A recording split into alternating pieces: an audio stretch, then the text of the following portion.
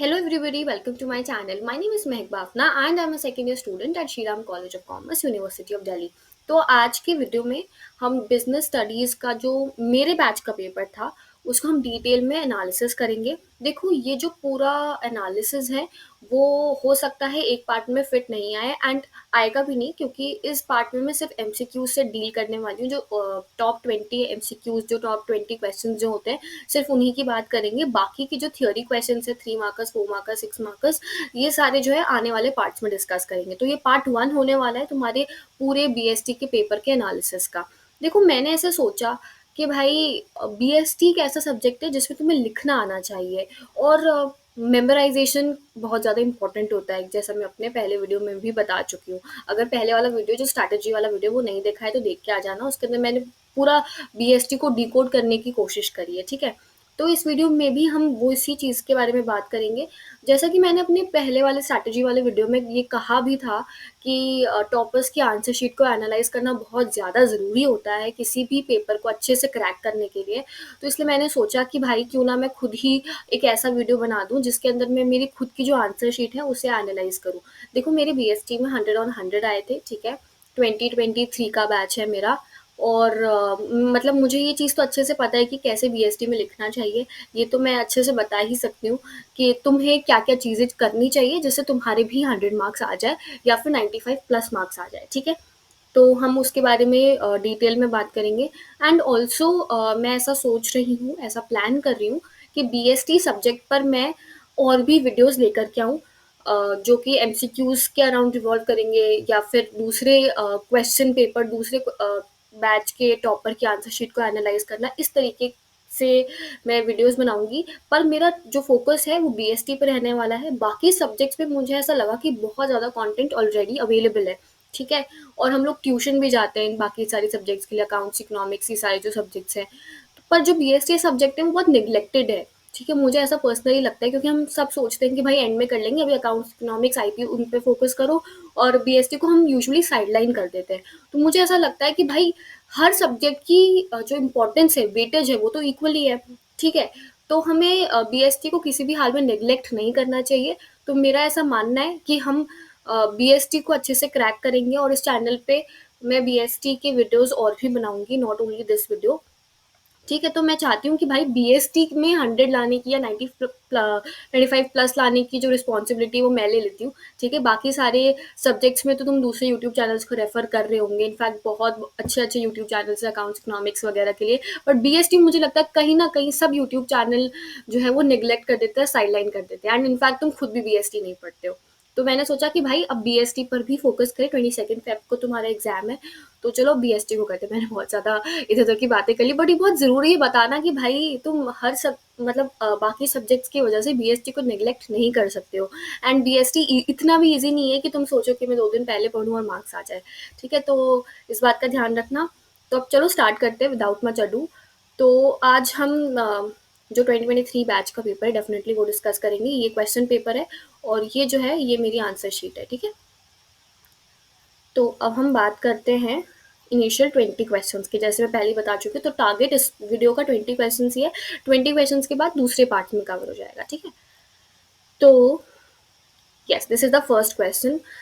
तो Akash works as a production manager in the elite, just a second, yes, in Elite Enterprises manufacturing LED lights. Due to festive season, there is a lot of demand for the lights. Akash was given the task of producing 100 units of LED lights at the rate rupees uh, 200 per unit within 5 days for an urgent order. Akash was able to achieve the target of 100 units of LED within 5 days at 220 per unit, ठीक है। Identify from the following whether Akash is, देखो अब ना एक second, हाँ, before I delve into the answer, मुझे एक चीज़ और कहनी है कि ये जो वीडियो है वो सीयूटी के लिए भी बहुत हेल्पफुल रहेगा। इनफैक्ट जो भी मैं आगे एमसीक्यू वाले वीडियोस बनाऊंगी वो तुम्हारे सीयूटी में भी बहुत हेल्प आने वाली है, क्योंकि जो सिलेबस है वो तो ऑफ कोर्स कोइंसाइड करता ही है दोनों एग्जाम्स का, बोर्ड्स का भी और तुम्हारे सीयूटी का भी। डेफिनेटली बोर्ड में जो सब्जेक्टिव पोर्शन है वो सीयूटी में नहीं पूछा जाता है, तो डेफिनेटली वो पार्ट तुम इग्नोर कर सकते हो सीयूटी के हिसाब से, अगर मैं कहूँ तो। तो इसके अंदर बोला कि भाई आकाश को बनाने थे 100 यूनिट्स 200 पे, और 5 दिनों के अंदर था, तो ये 3 पैरामीटर्स इम्पोर्टेंट है। उसके बाद इन्होंने बोला कि आकाश कितना बना पाया, 5 दिन में तो बनाया इसने which was as desired, 100 units भी बनाई पर 220 पर बना दी। तो अब आपको ये पूछा है कि आकाश क्या है इसमें से, एफिशिएंट, इफेक्टिव, दोनों या फिर दोनों ही नहीं। तो देखो ये इसके लिए ये क्लैरिटी होनी चाहिए कि एफिशिएंट क्या होता है और इफेक्टिव क्या होता है। इफेक्टिव वो होती है कि भाई अपने टाइम पे चीज़ कर ली, ठीक है, अपने जो आपको चीज़ बनाने को कहा था, जो टास्क दिया था वो अपने टाइम पे कर लिया, पर अब कॉस्ट को मिनिमाइज नहीं कर पाए या फिर कॉस्ट के फैक्टर को केटर नहीं कर पाए। तो एफिशिएंसी जो है वो एक्सक्लूसिवली कॉस्ट से डील करती है और इफेक्टिवनेस जो है वो टाइम से डील करती है, ठीक है। तो अब आप इसने टाइम पे 5 दिन में तो बना ही दिया, 100 यूनिट जो इसे बनानी थी वो तो इसने कर ही दिया, तो ये इफेक्टिव तो है। पर क्या ये एफिशिएंट है? नहीं, एफिशिएंट नहीं है, क्योंकि 200 पे इसका टारगेट कॉस्ट थी पर सिर्फ 220 पे बनाया, ठीक है। तो इसका आंसर जो है इफेक्टिव ओनली है। देखो ये मैंने अपने, देखो यहाँ पे 78 मार्क्स लिखे हैं, पर मैंने जब रिवैल्यूएशन में दिया तो ये 78 से 80 हो गए थे, तो ये 100 मार्क्स की ही आंसर शीट है, ठीक है। तो ये इफेक्टिव ओनली जो है इसका करेक्ट आंसर है। देखो ये क्वेश्चन तो बहुत इजी सा भी है, तो इसके अंदर तो मुझे नहीं लगता, अगर आपने थोड़ा भी पढ़ा है, क्योंकि फर्स्ट चैप्टर से ही है, नेचर एंड सिग्निफिकेंस वाले चैप्टर से ही है, तो उसमें ज़्यादा कुछ प्रॉब्लम नहीं है, ठीक है। एक बार मैं ये इंक चेंज कर देती हूँ, मुझे ठीक नहीं लग रही है, पता नहीं क्यों। डार्क ले लेते हैं थोड़ा सा। Which of the following items is a component of economic environment? ठीक है, expansion of transportation and communication services in Delhi, facility of booking train tickets through mobile apps, ठीक है, इज अ कॉम्पोनेंट पूछा है, ठीक है। ये तो टेक्नोलॉजिकल से लग रहा है। Expansion of transportation communication services, चलो इस पे आते ही, मुझे पता नहीं अभी तो। रिस्ट्रिक्शन ऑन 15 ईयर्स ओल्ड, ठीक है, ये लीगल है। फिर the Haryana government's announcement of free bus rides for females on the occasion Rakshabandhan, ये सोशल है, ठीक है। तो ये सोशल वाला भी नहीं होगा ऑफ कोर्स। तो हम एलिमिनेशन टेक्निक से अगर मैं बात करूं तो एक्सपेंशन ऑफ ट्रांसपोर्टेशन जो है वही आंसर होगा। अब देखो मेरे को ना ये एकदम क्लियरली नहीं पता चल रहा था कि इसका आंसर इकोनॉमिक इन्वायरमेंट कौन सा है, तो मैंने बाकी सारी ऑप्शंस को एलिमिनेट करा और फिर मार्क करा, ठीक है।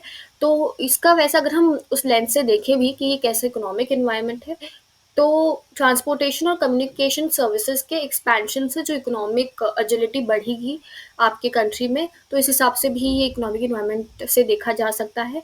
पर जो बाकी के 3 ऑप्शंस देखोगे ना, वो बहुत एक्सप्लिसिटली दूसरे टाइप के इन्वायरमेंट को पॉइंट आउट कर रहे हैं। जैसे ये वाला मैंने बता ही दिया टेक्नोलॉजिकल, ये वाला लीगल और ये वाला सोशल।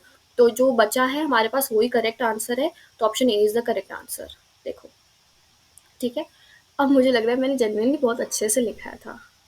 देखो, अब ना ये छोटी-छोटी चीज़ें ध्यान रखनी होती है कि मैंने ना 2 साइड मार्जिन्स बनाई थी, और 2 साइड मार्जिन्स बनाने से थोड़ा मतलब और अच्छे से दिखता है। मैंने ये जो चीज़ है ये भी किसी टॉपर की आंसर शीट में ही देखी थी, तो मुझे तभी से ये आइडिया आ गया कि आपका कंटेंट भी ज़्यादा लगेगा और नीट भी लगेगी चीज़ें। और देखो हर क्वेश्चन के बाद मैंने एक लाइन छोड़ी है। ये सारी चीज़ें बहुत इंपॉर्टेंट है, और मैंने ऑप्शन भी लिखा है और ऑप्शन का पूरा आंसर भी लिखा है, वो भी बहुत ज़रूरी होता है, ठीक है। अब आ जाते हैं नेक्स्ट क्वेश्चन पे। ये पूरा हिंदी में है, हम इंग्लिश वाले पे आ जाते हैं। Identify the type of organisation structure depicted in the above diagram, कि किस टाइप का जो है वो ऑर्गेनाइजेशन स्ट्रक्चर है, कि डिविजनल है, फंक्शनल है, इनफॉर्मल या फंक्शनल है। देखो इस तरीके से तो तुम्हें फॉर्मल इनफॉर्मल का वैसे भी पता नहीं चलने वाला है, तो ऑप्शन सी और डी जो है वो वैसे भी एक तरीके से तुम साइडलाइन कर सकते हो। अब आ जाता है डिविजनल और फंक्शनल। तो कॉस्मेटिक्स, गार्मेंट, ये प्रोडक्ट बेस्ड है, ठीक है ना। तो प्रोडक्ट बेस्ड कौन सा होता है? डिविजनल होता है। ये तो बहुत बेसिक क्वेश्चन है, जो पहले 3 हमने करे, इसमें तो कुछ है ही नहीं। With the revolution taking place in the manufacturing of mobile phones with super class cameras, the business of cameras in the consumer market has taken a hit. Studies show that mobile phone photography has devastated the camera industry. The dimension of business environment uh, highlighted in the above cases economic, technological, social या political। देखो ये simply ये कह रहा है कि भाई mobile phones के आने की वजह से कैमरास को एक डेवस्टेशन फेस करना पड़ा है। तो ये सीधा सीधा टेक्नोलॉजिकल इन्वायरमेंट है, इसके अंदर तो भाई तुम्हें बाकी चीज़ों के बारे में सोचना ही नहीं चाहिए। कोई कल्चर सोशल की बात तो हो नहीं रही, पॉलिटिकल कुछ पॉलिटिक्स दिखाई नहीं गई है, कुछ इंस्टेबिलिटी वगैरह के बारे में बात नहीं करी है, इकोनॉमिक इन्वायरमेंट भी नहीं हो सकता है इसके अंदर। सिंपली डेवलपमेंट बता रहा है फ़ोन फोटोग्राफी का, फ्रॉम कैमरा फोटोग्राफी से, मतलब कैमरा से आप फोटोग्राफ्स लेना जो है वो लोगों का बंद हो चुका है, बिकॉज फ़ोन के अंदर ही इतने अच्छे कैमराज आ चुके हैं, ठीक है। आगे बढ़ते हैं। Which of the following features of management as an art highlights that every manager applies his knowledge of principles in his own way to deal with a given code with a given situation? ठीक है, तो इसका answer हमें figure out करते हैं। देखो वैसे भी अगर हम देखें कि हर मैनेजर अपने जो नॉलेज ऑफ प्रिंसिपल्स है अपने अपने खुद के तरीके से लगाता है, तो सिंपली हम समझाएंगे भाई कि पर्सनलाइज्ड एप्लीकेशन भी है इसमें, बाकी ऑप्शंस पढ़ने की भी ज़रूरत नहीं है, बहुत डायरेक्ट है। फिर भी देख लेते हैं, एथिकल कोड ऑफ कंडक्ट भी नहीं हो सकता है, ठीक है, क्योंकि इस एथिक्स की कहीं बात ही नहीं करी गई है। एग्जिस्टेंस ऑफ थियोरेटिकल नॉलेज, अब तुम नॉलेज नॉलेज वर्ड देख के कंफ्यूज मत होना इसके अंदर कि नॉलेज ऑफ प्रिंसिपल्स। देखो अगर हम इस बात के बारे में बात नहीं करी गई होती कि मैनेजर अप्लाइज और सिर्फ इसी से रिलेटेड कोई एक प्लेन सा छोटा सा सेंटेंस दिया होता, तो हम ये मार्क कर सकते थे। पर जो पर्सनलाइज्ड एप्लीकेशन ये मैनेजर अप्लाइज वर्ड जो है क्लियरली इंडिकेट कर रहा है कि पर्सनलाइज्ड एप्लीकेशन है, कि हर मैनेजर अपने अपने तरीके से अलग तरीके से जो है नॉलेज ऑफ प्रिंसिपल्स को अप्लाई करता है, ठीक है। यूनिवर्सल वैलिडिटी तो भाई किसी हाथ में नहीं हो सकता, ये सिचुएशन जो है वो सिंपली पर्सनलाइज्ड एप्लीकेशन के लिए ही बनी है, ठीक है। 5 का ऑप्शन सी हो जाएगा। आगे बढ़ते हैं,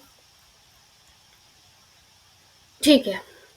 Messrs. JK Computers is a small organization engaged in assembling of computers. In this organization, decision making rests with top management, while the middle level is involved in only the implementation of plans. ठीक है, ये कह रहे हैं कि भाई decision जो है वो टॉप मैनेजमेंट पे ही रहता है और मिडिल लेवल जो है involve in only the implementation, ठीक है। On the other hand, progressive computers limited is a large company where a number of people from each level are involved in decision making, ठीक है।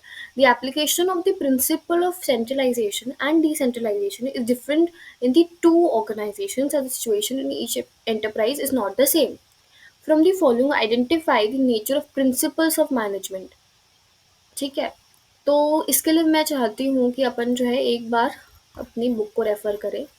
देखो वैसे इसका answer जो है, एक मिनट, वो इसका आंसर फ्लेक्सिबल ही है, क्योंकि ये बस इतना कहना चाह रहा है कि nature of principles of management जो है अलग अलग तरीके से अलग अलग ऑर्गेनाइजेशन में लगाया जा रहा है, कि एक ऑर्गेनाइजेशन सेंट्रलाइजेशन फॉलो कर रही है और एक डिसेंट्रलाइजेशन फॉलो कर रही है। तो यानी कि आपका जो है एकदम स्ट्रिक्ट या फिर रिजिड, मैं कहती हूँ कि रिजिड तरीके से आपके प्रिंसिपल्स डिफाइंड नहीं है, फ्लेक्सिबिलिटी ऑफर करते हैं आपके प्रिंसिपल्स ऑफ मैनेजमेंट, ताकि आप अपने तरीके से अपनी ऑर्गेनाइजेशन की नीड्स के हिसाब से प्रिंसिपल्स को मॉडिफाई करो और इम्प्लीमेंट करो। तो रिजिड नहीं होते हैं, तो रिजिड नहीं है तो फ्लेक्सिबल है, ठीक है। अब यहाँ पर ना मतलब लोगों ने मेरे हिसाब से, जैसे मेरे बैच के लोगों ने कंटिंजेंट भी मार्क किया था, ठीक है, एंड कुछ टीचर्स भी बोल रहे थे कि कंटिंजेंट हो सकता है, ठीक है। पर कंटिंजेंट नहीं है, क्योंकि इसकी जो टोन है ना, वो टोन ही फ्लेक्सिबिलिटी की तरफ पॉइंट आउट कर रही है। तो ये आपको कैसे पता चलेगा, जब मैंने आपको पहले भी बोला है कि भाई अच्छे से रीडिंग करनी बहुत ज़्यादा ज़रूरी है। तो एक बार मैं दिखाती हूँ इम्पोर्टेंस ऑफ रीडिंग। तो अगर तुम्हें यहाँ पर ये नेचर एंड सिग्निफिकेंस वाले चैप्टर में पढ़ा होगा, let's just go to the flexibility वाला पॉइंट, ठीक है। कहाँ पर है, टैंजिबल, वेट, आई थिंक इसके ऊपर ही होना चाहिए ना। Continuous group activity, pervasive, multi dimensional, goal oriented, एक सेकेंड, नीचे आते हैं ऑब्जेक्टिव्स में, नहीं यार ऊपर ही तो होना चाहिए वैसे तो, हाँ हाँ वेट यहाँ पे होगा।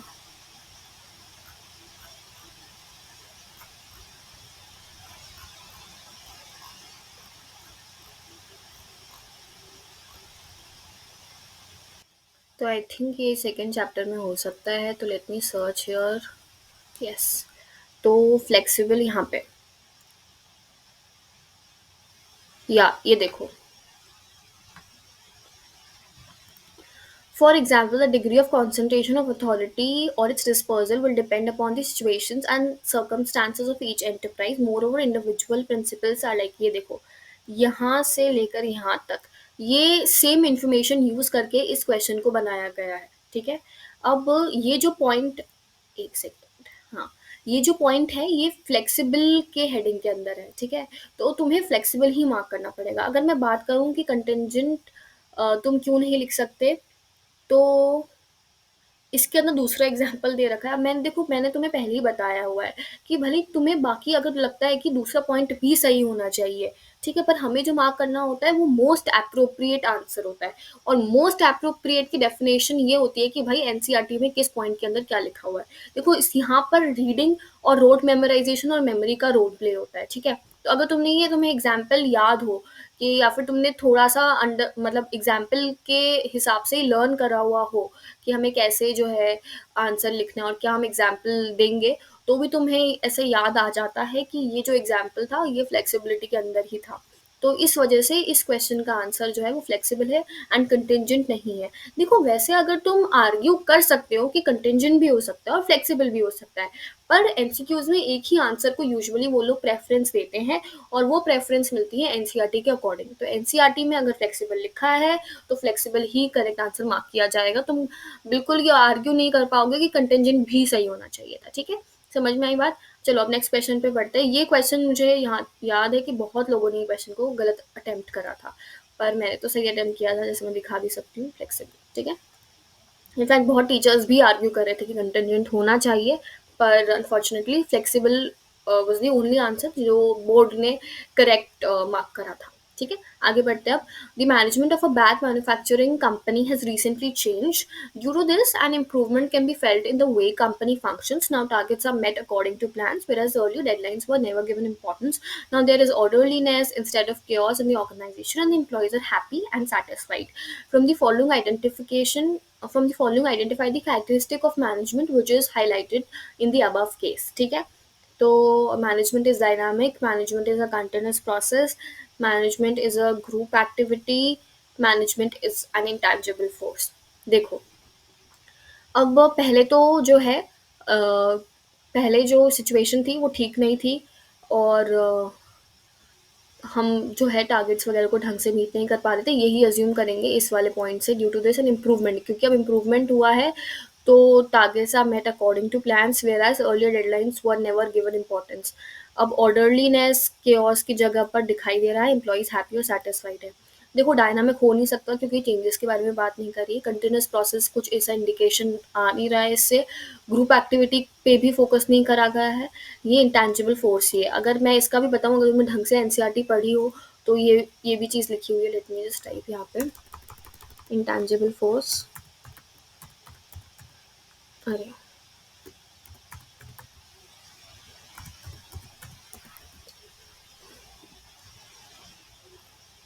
आ क्यों नहीं रहा है?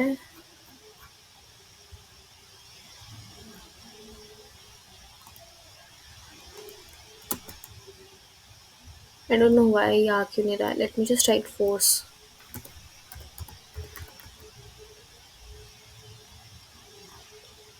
इक्विटी है।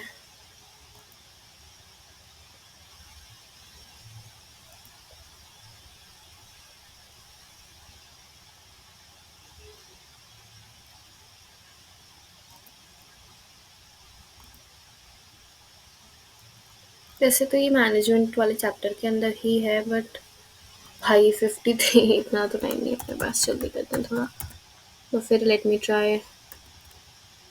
क्यों नहीं आ रहा है? चलो लेट्स चेक मैनुअली ओनली। तो फाइनली मुझे मिल चुका है, ये फर्स्ट चैप्टर में ही था तुम्हारे। एक्चुअल में ना मुझे खुद मैं कंफ्यूज जाती हूँ कि कौन सी चीज़ फर्स्ट चैप्टर में, कौन सी चीज़ सेकंड चैप्टर के अंदर है, because all the topics are inter related ना। तो ये देखो, ये फर्स्ट चैप्टर में management is an intangible force. तो मैनेजमेंट एक इंटेंजिबल फोर्स है। इसके अंदर अगर तुम यहाँ पे देखो, the effect of management is noticeable in an organisation where targets are met according to plans, employees are happy and satisfied, and there is orderliness instead of chaos। Same information को use करके ये MCQ बनाया गया है। मतलब अगर तुमने ये अच्छे से पढ़ा हो तो तुम्हें आराम से क्वेश्चन जो है वो आ जाना चाहिए, फिर तुम इन तीनों ऑप्शंस पे दिमाग भी नहीं लगाओगे, ठीक है। तो ये भी अगेन एक ऐसी मिस्टेक थी जो लोगों ने करी थी, ठीक है, काफ़ी लोगों ने करी थी इनफैक्ट, और उन्होंने जो है ये ग्रुप एक्टिविटी वाला मार्क करा था। तो ये जो है ट्रैप होते हैं जो तुम्हें नहीं उसमें नहीं फंसना है, ठीक है। In an organization, coordination is the function of every manager. Top level managers need to coordinate with their subordinates to ensure that the overall plans of the organization are duly carried out. Middle level managers coordinate with both the top level and the supervisory level managers. Supervisory level managers coordinate the activities of workers to ensure that work proceeds according to plans. ठीक है. The characteristic of coordination discussed in the above paragraph is: coordination is a continuous process. Deliberate function is the responsibility of all managers. Coordination integrates group efforts. ठीक है. um, तो देखो, अब इसमें top level की बात करिए, मिडिल लेवल की बात करिए और सुपरवाइजरी लेवल की बात करिए। इसका कहने का मतलब ये है कि तीनों लेवल के मैनेजर्स को जो है वो ये जो प्रोसेस है कोऑर्डिनेशन का वो फॉलो करना पड़ता है। तो इसका आंसर आई गेस होना चाहिए coordination is the responsibility of all the managers, which is option number C. तो अगर मैं एक बार बात करूँ तुम्हारे इस एनसीईआरटी की भी, मैं तुम्हें दिखा देती हूँ coordination.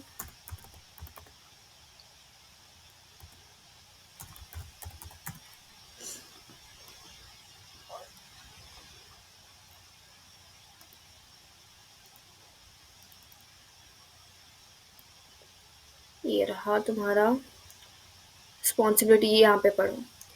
Coordination is the function of every manager in the organisation. Top level managers need to, एक मिनट में दूसरा कलर ले लेती हूँ।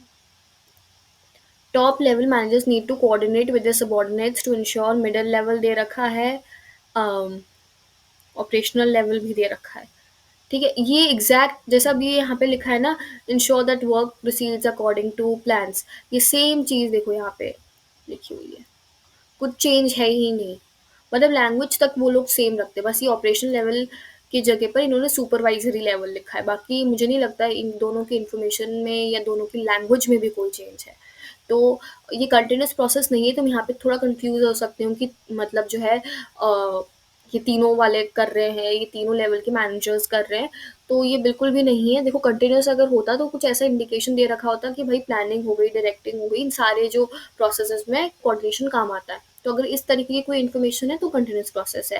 डेलिबरेट फंक्शन यानी कि आपको मतलब अपनी मेंटल कॉन्शियस एक्शन कुछ ऐसा लिखा हुआ होता तो फिर जो है डेलिबरेट हो सकता था। ग्रुप एफर्ट्स के अंदर एम्प्लॉयज़ वगैरह के बारे में भी जो है बात करी गई होती है, डिपार्टमेंट्स उन सारी चीज़ों के बारे में भी जो है बात की गई होती है। ठीक है, तो ये क्वेश्चन नंबर 8 हो गया। अब आ जाते हैं क्वेश्चन नंबर 9 पे। Gitanjali Markan is a successful business leader. She believes that if jobs are made interesting by including greater variety of work content and providing a meaningful work experience, the jobs themselves become a source of motivation to individuals. The non-financial incentive that has been discussed in the above case is, तो इस मतलब ये लिखा है कि meaningful work experience, ये भी NCERT की जो है as it is copied line है। तो एम्प्लॉय पार्टिसिपेशन तो डेफिनेटली नहीं है। तो एम्प्लॉई पार्टिसिपेशन नहीं हो सकता है। जॉब एनरिचमेंट की अगर मैं बात करूँ तो जॉब एनरिचमेंट ही होना चाहिए वैसे तो करेक्ट आंसर। चलो बाकी का भी देखें। करियर एडवांसमेंट अपॉर्चुनिटी, कुछ प्रमोशन वगैरह की बात नहीं करी गई है या ट्रेनिंग वगैरह की बात नहीं की है। जॉब सिक्योरिटी भी नहीं होगा क्योंकि कुछ भी ऐसा नहीं दे रखा है जो ये पॉइंट आउट करे कि जॉब सिक्योरिटी जो है वो उसके बारे में हो। तो इसका clear cut answer job enrichment ही होना चाहिए। और अगर मैं बताऊँ तुम लोगों को कि कहाँ पे है एनसीईआरटी के अंदर, देखो मैं एनसीईआरटी से ट्रेसेबिलिटी इसलिए बता रही हूँ ताकि हमें पता चले कि एनसीईआरटी को कैसे पढ़ना होता है, कितनी शिद्दत के साथ जो है तुम्हें एनसीईआरटी को अपने दिल के अंदर बसाना होता है। ठीक है, तो जॉब एनरिचमेंट, एक second let me search for it. वैसे तो स्टाफिंग वाले में ही है, फिर मैं डायरेक्ट अगर देखूँ नॉन फाइनेंशियल, पता नहीं, wait let me go to staffing now. Staffing कौन से नंबर का चैप्टर है तुम्हारा?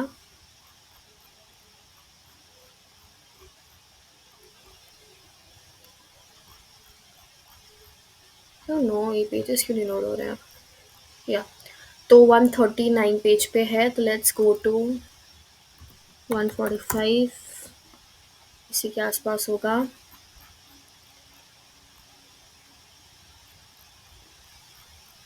यस, स्टाफिंग में जाते हैं सीधा इंसेंटिव्स पे। देखो ये तुम भी करा करो, जब भी तुम लोग क्या बोलते हैं, अगर कुछ भी क्वेश्चन सॉल्व कर रहे हो, तुम्हें देखना है कि मेरा आंसर क्यों गलत हुआ है, या फिर कुछ मतलब कौन सी एरर है जो मैं बार बार गलत कर रही हूँ। तो तुम्हें ऐसा ही एनसीईआरटी को खोल के अपनी गलतियों को आइडेंटिफाई करना चाहिए, ताकि तुम्हें नेक्स्ट टाइम रीडिंग करते वक्त ध्यान रहे कि क्या क्या जो टॉपिक्स थे जो इम्पोर्टेंट थे। अरे यार, अब इसमें कहाँ गया, benefits to employees, training and development, ये तो पूरा प्रोसेस है तुम्हारा, है नहीं क्या इस वाले चैप्टर में? Just give me a minute, let me check. Yes, it was my bad, ये डायरेक्टिंग वाले चैप्टर के अंदर है। तो डायरेक्टिंग वाले चैप्टर में जाएंगे नॉन फाइनेंशियल इंसेंटिव्स, और उसके में जाएंगे जॉब इनरिचमेंट में। अब ये देखो, if jobs are enriched and made interesting, the job itself becomes a source of motivation to the individual. Same language है, सेम लैंग्वेज से ये क्वेश्चन बनाया गया है, ठीक है। Motivation to individuals, meaningful work experience, ठीक है। तो ऑप्शन बी इसका करेक्ट आंसर है। अब आ जाते हैं 10th क्वेश्चन पे। RP Infotech Limited decided to approach Patel Engineering College to recruit qualified personnel for various technical jobs in its newly opened branch in Surat.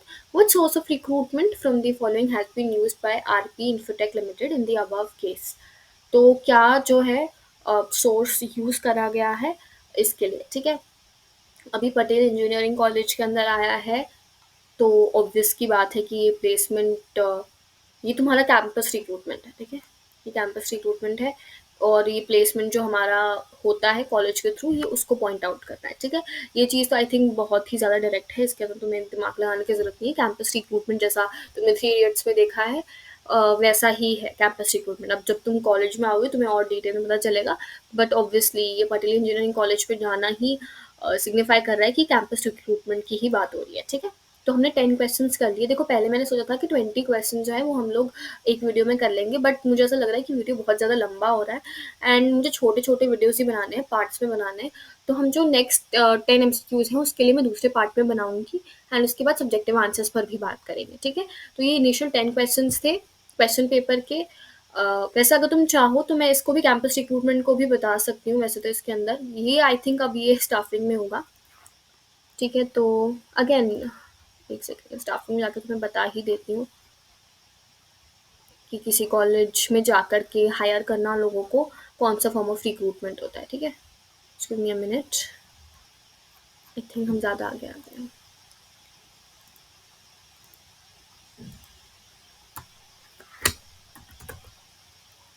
या मैं डायरेक्टली लिख दूँ कैंपस रिक्रूटमेंट, कुछ आ जाए तो।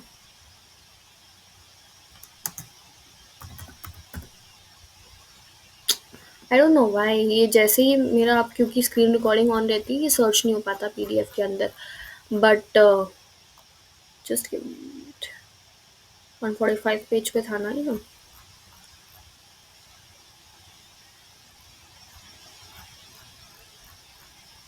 राइट।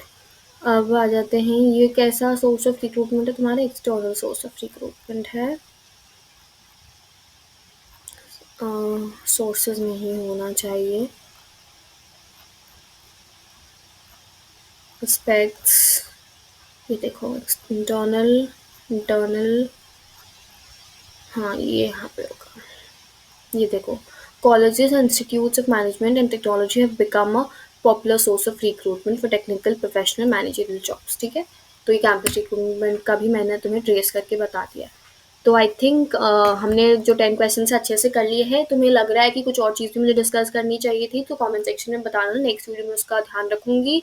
एंड अगर video अच्छा लगा हो तो लाइक करना, चैनल को सब्सक्राइब करना, और फॉर मोर सच वीडियोस ना स्टे ट्यून, ध्यान रखना कि कब मेरा सेकंड पार्ट आ रहा है, क्योंकि देखो पास्ट ईयर क्वेश्चन पेपर का एनालिसिस करने से, और देखो अभी तो मैंने ना अपनी जो आंसर शीट पर है उतना फोकस नहीं करा, क्योंकि सिंपल सिंपल जो है डायरेक्ट आंसर्स है एमसीक्यूज के अंदर। पर जब हम बात करेंगे ना सब्जेक्टिव आंसर्स की, तो मैं डिटेल में बताऊंगी कि तुम्हें कैसे आंसर्स लिखने चाहिए, क्या क्या चीज़ों को अंडरलाइन करना चाहिए। तो अगेन ये बहुत ज़्यादा इंपॉर्टेंट होने वाली है ये पूरा बीएसटी की सीरीज़। तो एंड तक देखना, बने रहना साथ में, ठीक है। एग्जॉस्ट मत होना, एंड अच्छे से पढ़ाई करते रहो, ठीक है। मिलते हैं नेक्स्ट वीडियो में, बाय बाय।